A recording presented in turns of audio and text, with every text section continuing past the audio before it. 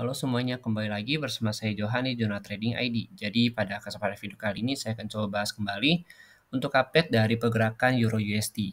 Nah, kalau kita perhatikan Euro USD ya, seperti yang kemarin saya bilang, kalau dia break dari supply zone yang di sini, kalau dia belum bisa menembus area supply, maka dia akan turunnya ke bawah. Ya, kalau kita lihat di sini, ya dia itu kemarin sempat menyentuh harga di kurang lebih 0,9959 ya. Ini kalau kita tarik Fibo itu bertepatan dengan area Fibo-nya. Nih, kalau kita tarik Fibo begini. Kemarin kita ada tarik Fibo juga tuh. Di sini Fibo-nya. Nah, nih di sini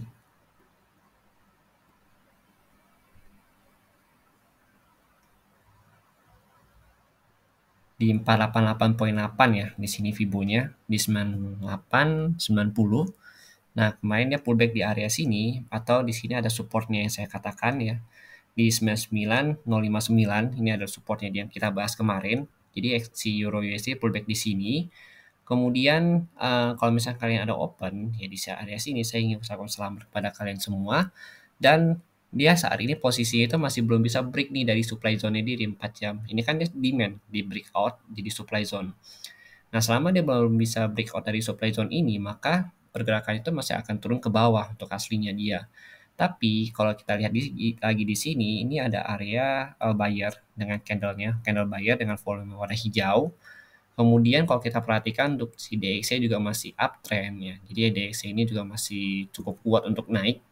Hanya saja sini dia sudah mulai membentuk sudah mulai berada di area retracement dia di 50 sampai 61.8 atau lebih tepatnya itu di harga 108.6 sampai 108.8. Nah, kalau misalkan si DXY ini pullback dari sini ya terus dia turun artinya si Euro USD juga akan naik lagi ke atas. Ya kurang lebih dia akan melakukan retest kembali ke 0.9971 sampai tertingginya itu kemarin ada di 1.00155 ya di sini. Jadi ini sebenarnya harus lihat dari si DXY ini lagi nih. Kalau untuk mapping sebenarnya ini tidak ada perubahan, mappingnya masih sama seperti yang kemarin. Hanya saja pergerakan harganya ini masih condong untuk turun ke bawah. Tapi kalau untuk range pergerakan harga dari kemarin itu masih sesuai dengan mapping yang kita bahas. Jadi emang ini kita harus tunggu dulu ya. Karena si DXY juga masih berada di sini ya. Jadi kalau misalkan DXY break lagi dari si 61.8 kemudian naik ke 109.26 maka si Euro USD juga akan turun naik ke area support yang di sini. Kemudian kalau misalkan DXY ini pullback dari si golden ratio-nya kemudian dia ke 108 kembali maka si Euro USD ini juga bisa naik kembali ke sini di 1.0185 di sini yang tertinggi yang kemarin di sini ya. Begitu. Jadi memang kita harus melihat dari si DXY dulu. Kalau untuk tren memang masih downtrend di sini karena posisi DXY-nya juga masih uptrend begitu.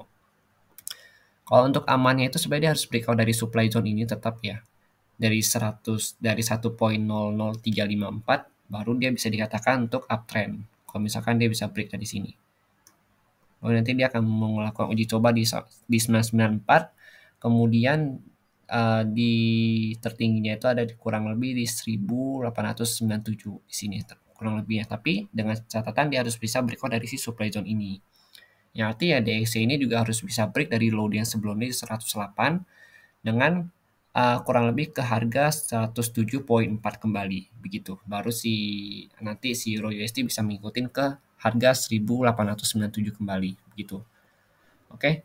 Jadi mungkin ini adalah review singkat aja karena memang belum ada pergerakan yang cukup signifikan dari si Euro USD ini dan pergerakan juga masih sama ya untuk mappingnya masih sama. Jadi silakan kalian sesuaikan kembali.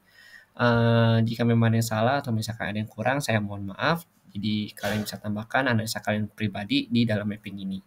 Terima kasih dan sampai jumpa pada video berikutnya.